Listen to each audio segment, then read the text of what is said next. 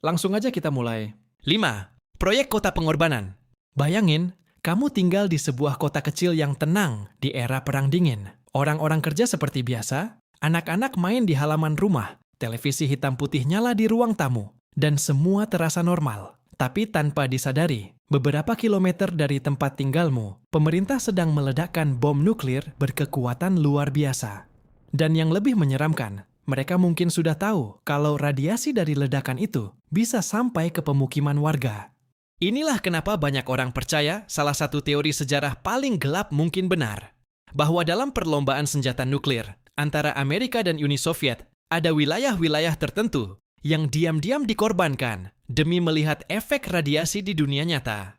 Kedengarannya seperti teori konspirasi murahan yang biasanya muncul di forum internet jam 2 pagi. Tapi masalahnya, beberapa fakta sejarah justru membuat teori ini terasa masuk akal. Di Amerika, ada wilayah sekitar Nevada Test Site yang dikenal dengan sebutan downwinders, yaitu warga yang tinggal di jalur angin radioaktif dari lokasi uji coba nuklir. Selama bertahun-tahun, banyak warga di sana mengalami kanker dan penyakit aneh. Dan yang bikin publik marah, pemerintah ternyata sudah mengetahui risiko radiasi itu jauh lebih awal daripada yang mereka akui ke masyarakat. Sejarawan Amerika, Howard Ball, pernah membahas bagaimana dokumen-dokumen pemerintah yang akhirnya dibuka ke publik menunjukkan bahwa bahaya radiasi sebenarnya sudah dipahami sejak lama. Tapi seperti biasa, saat negara sedang berlomba jadi yang paling kuat di dunia, keselamatan warga kadang dianggap masalah nanti.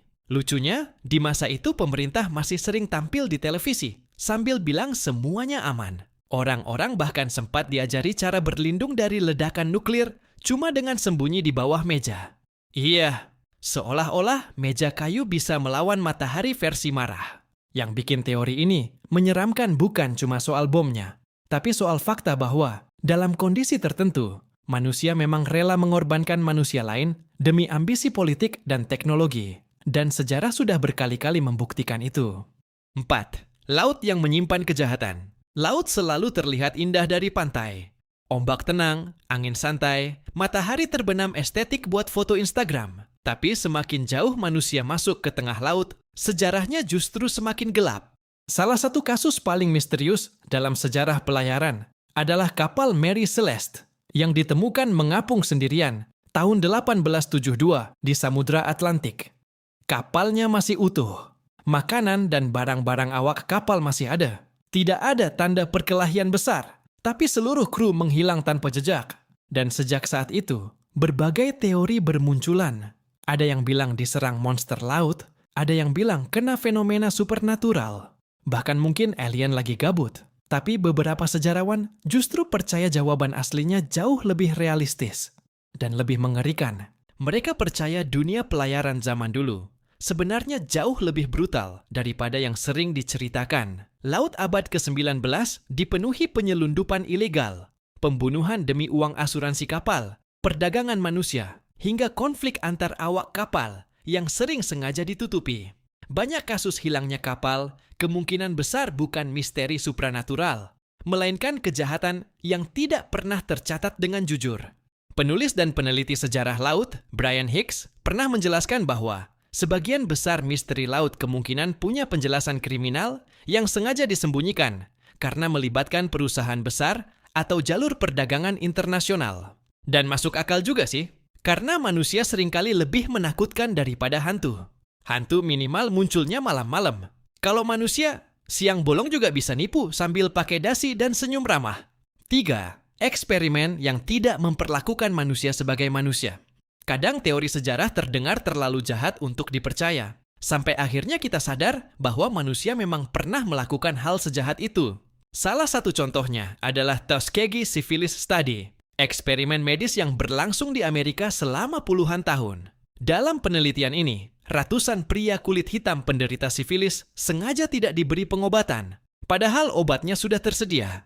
Mereka tetap dibiarkan sakit, supaya para peneliti bisa melihat perkembangan penyakit tersebut secara alami. Dan bagian paling gila dari semuanya adalah penelitian itu berjalan selama puluhan tahun tanpa dihentikan.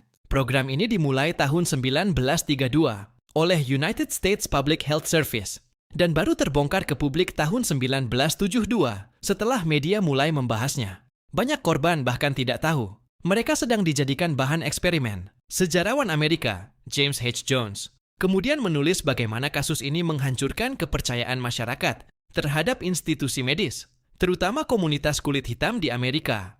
Dan setelah kasus ini terbongkar, orang mulai sadar satu hal yang cukup menyeramkan, bahwa kadang teori konspirasi terdengar masuk akal karena sejarah memang pernah membuktikan bahwa pemerintah atau institusi besar bisa menyembunyikan hal mengerikan selama bertahun-tahun. Karena ternyata, monster di laboratorium tidak selalu memakai jas hitam ala film horor. Kadang mereka memakai jas dokter dan clipboard penelitian.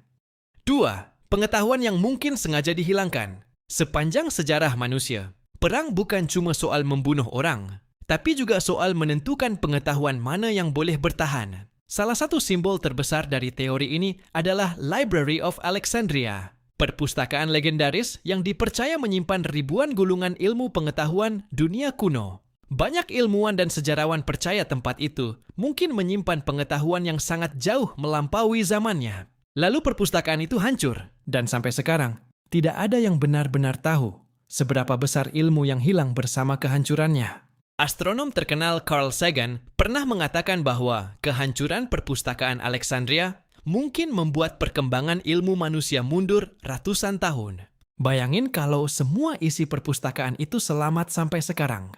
Bisa jadi manusia menemukan teknologi tertentu jauh lebih cepat. Atau mungkin kita sekarang sudah punya cara hidup yang benar-benar berbeda.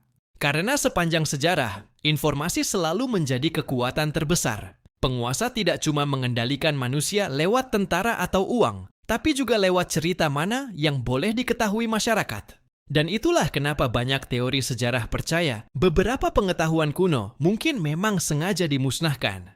Bukan karena tidak penting, tapi justru karena terlalu berbahaya kalau diketahui terlalu banyak orang. 1. Manusia sangat mudah dikendalikan. Mungkin teori sejarah paling gelap bukan soal kota hilang, eksperimen rahasia, atau perpustakaan kuno, tapi tentang manusia itu sendiri. Bahwa ternyata manusia sangat mudah dikendalikan. Dan yang menyeramkan, sejarah terus membuktikannya berulang kali. Psikolog sosial terkenal, Stanley Milgram dari Yale University, melakukan eksperimen tahun 1961 untuk melihat seberapa jauh orang biasa mau mematuhi perintah otoritas. Hasilnya bikin dunia merinding. Dalam eksperimen itu, banyak peserta rela memberikan kejutan listrik berbahaya kepada orang lain hanya karena diperintah seseorang yang terlihat punya otoritas. Padahal mereka sebenarnya merasa tidak nyaman dan bersalah. Eksperimen ini menjadi salah satu bukti paling terkenal bahwa manusia biasa pun bisa melakukan tindakan buruk jika berada dalam sistem yang tepat dan terus diarahkan. Dan kalau dipikir-pikir, sejarah dunia memang penuh dengan contoh seperti itu. Propaganda perang, rezim diktator, kultus ekstrem, manipulasi media, semuanya bekerja karena manusia punya kecenderungan mengikuti kelompok dan percaya pada otoritas.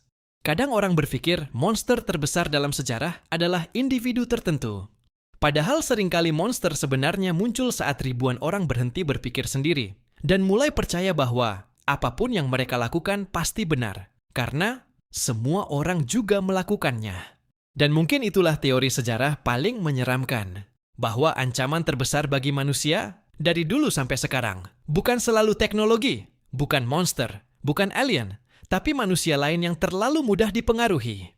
Subscribe biar nggak ketinggalan konten seperti ini lagi di esok hari.